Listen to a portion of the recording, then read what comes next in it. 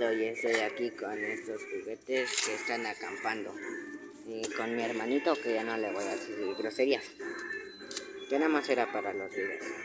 Así que él nos va a ayudar a hacer una fogata, ¿verdad?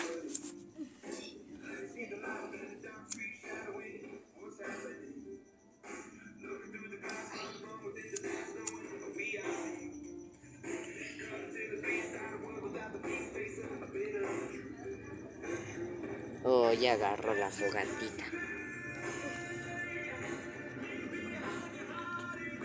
¡Rápido, morro! ¡Se van a quemar!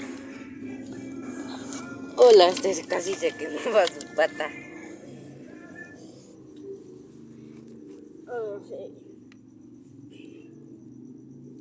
Oh, qué lindo es tener uno. ¡Rápido, más! ¿Qué están haciendo? Una fogata.